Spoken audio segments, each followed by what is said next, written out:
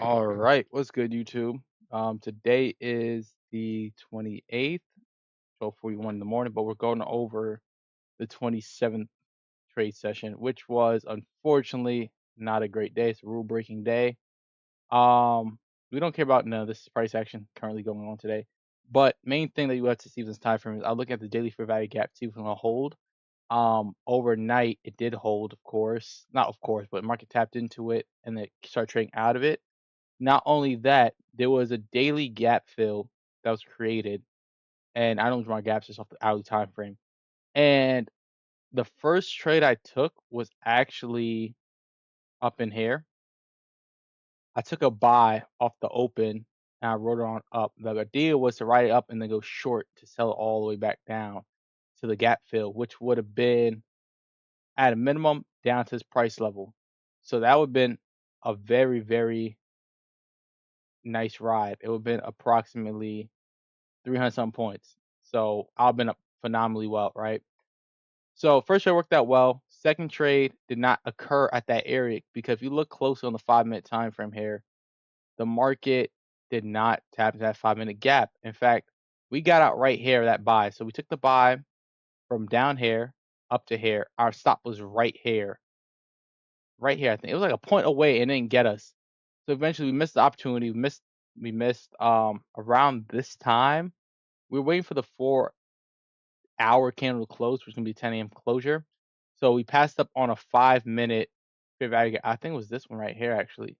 There was a second opportunity, and we just passed up on it simply because we wanted to wait for that hourly time frame, 4 hour time frame to close below the open. Once we got that, then we're okay, we look for steps to go lower. So what ended up happening was markets started selling off strong. So I went counter trend, took a buy here, which lost, took another buy here, which lost. After that third trade, I was already up on the I was still up slightly on the day, but in my brain, I was so frustrated at the fact that I was up good and I let all go back against me by taking those 2 trades that lost, at the close, right? So I went from being up like 400, I think, or close to like 3 something, whatnot. And part of me still thinking about my Friday loss, right? So after I took that loss, I was like, cool. Um, third loss was annoyed. Not third loss, third trade, I was annoyed. But I'm taking the fourth trade after I saw my P&L, seeing that I was only up $74. So my brain switched from being up, down, whatnot, to being upset that I had this money. I didn't want to lose this money. And I also started thinking about the fact that, man, I'm not even above the 150 threshold, which means it's not going to count towards the payout day.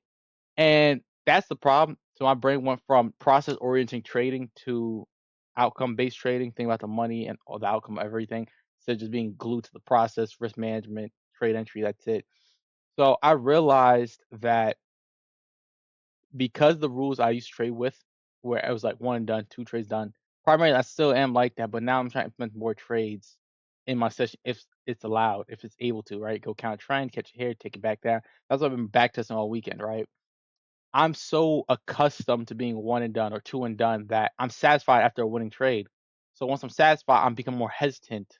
So I was hesitant along the way after I missed this first opportunity. I could have hit this jump the gun and just hit sell. Normally I would. If it comes that close, I'm hitting the sell button and I'm just accounting for the fact that I didn't pull all the way back into it.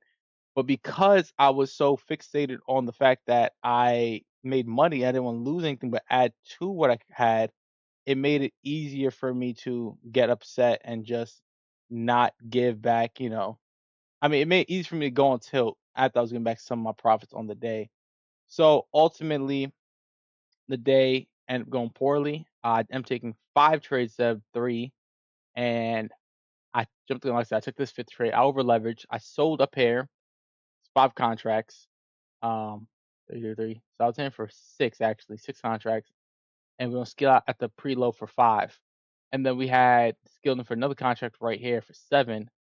And I was gonna get out a 5 here and let runners run to possibly S1, which would put us up good. If we held the whole position, like we've been extremely good. Say we went to this close right here, we would hit all that. Now that did not happen, and I'm actually am happy about that simply because I really want this account that I have that I'm trading with to be primarily nothing but process-based trading. In fact, I want it to 100% be nothing but rules followed along this journey on this account of getting a payout. Either I lose the account and pursue following the rules, or I get a payout in the pursuit of me following the rules. That's how I really want it to be. So it really would have been bad if I broke my rules today and had a significantly large profit that put me further ahead than I actually should have. Um, so it kind of this trade that I took, that last trade that I over leveraged, it erased my losses from Friday and put me ahead by like $100, which isn't a lot. It's not enough for me to be like, oh yeah, because this day right here, this is the reason why I got to pay out. So I'm happy and skew up that data, and ultimately wouldn't have thrown away my whole mindset with it all. But to show what the trade looked like, it was the first trade right here. What I should have done is I should have 3 more sell stops at my 2 right here, just so when the market tapped here, immediately flip to sells, and I have my stop at the swing of, that made sense. So this was second trade loss, as you can see. Third trade loss, as you can see. This trade, 1 of 2 contract. So sizing was fine. That was not the issue. Even on my fourth trade, sizing was fine. Just the fact that I hopped in for more trades than I should have, right? So the trade actually did lose. And then this was the fifth trade, as you can see. And then this trade right here is what took me, I scaled in right here and pulled back. So this 1 minute gap is what was ideally holding. And it was a lot of whipsaw. It was a lot of up and up and down. So many times I'm like, yo, bro, I'm gonna just end losing this trade anyway. And I really didn't like this day because it really showed me how I could have easily went from passing the account, getting a payout and just getting all my money back, or losing the account altogether if the trade didn't work out. So I really don't like the fact that I know for a fact that today really was a hit or miss day. Either I was gonna blow up my account because I was so emotionally frustrated and on tilt, or I was going to just, get out the hole. Fortunately, I got the hole, but to know that that was gonna be the actual scenario where it's like, oh, you could have lost your account today, does bother me if I'm being completely honest with you. So going into tomorrow, I'm making sure nothing but rules are being followed, of course. Hammering down even further on that point. And another thing that did upset me is I did remove my risk parameter at some point in the session preemptively because I figured that I might get locked out if I took a loss on a trade. So I I'm not letting what happened on the 27th Monday define the rest of the week at all.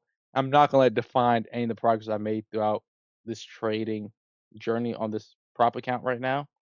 Um, and we're gonna just keep the ball rolling, learn from what happened, move forward, and don't dwell on it.